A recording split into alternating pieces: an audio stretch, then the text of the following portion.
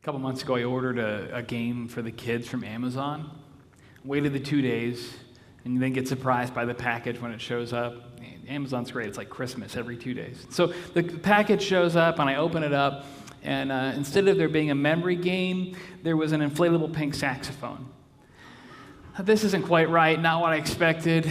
So I called Amazon and said, hey, I think you sent me the wrong thing. And the guy said, well, let me have the tracking number. So I gave him the tracking number, and he says, well, that's a tracking number for an inflatable pink saxophone. Clearly it is, but that is still not what I ordered. So we kind of went round and round. Eventually he says, okay, I'll ship you the game. You can keep the saxophone. Generous. He says, your kids will love it, right? So, okay, well, fine, whatever. So I open the package up to get out this inflatable pink saxophone. I start to blow it up. There's a hole in it. You know, it just wasn't even worth it. Getting the saxophone was not what I expected. And I'm sure you've lived in those places in life where something happens that's not what you expect. Sometimes it's good, sometimes it's bad. But there are these moments in life where our expectations are not met and where what happens isn't what we could have imagined.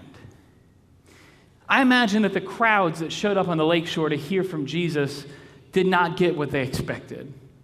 Because they know Jesus to be this incredible teacher and preacher, this one who's preached the Sermon on the Mount and held the crowds rapt with his words. And so the crowds come to hear this message and to be awed by it. And instead, what they hear is just odd. It's Jesus starting to tell stories about dirt and seeds and farmers, and it's weird. No offense, Tim. It's just strange to hear these stories about all this stuff.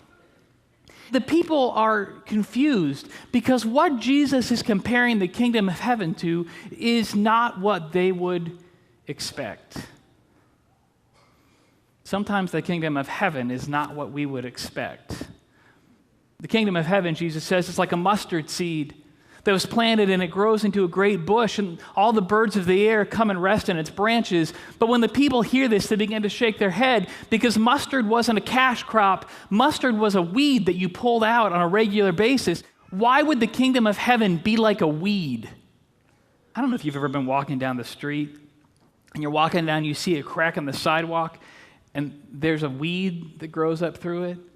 And you kind of start to think, how did that get there? You know, how did it end up there? There's not a lot of good soil there. Maybe that's the thing about weeds, is that they come in unexpected places, and that in the midst of desperate and desolate situations, they show up. Maybe that's the idea of the kingdom of God. The kingdom of God appears to us in times and places we wouldn't expect. We saw those pictures today of places in our region that are very close to us that have experienced this devastating flooding. And friends, I will promise you this, the kingdom of heaven is not too far away from those folks. See, once the kingdom of heaven begins to take root in this world, once the kingdom of God begins to take root in the world around us, it can't be stopped.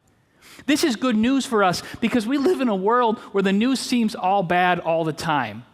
The kingdom of heaven is like a weed that grows in surprising and real and unstoppable ways.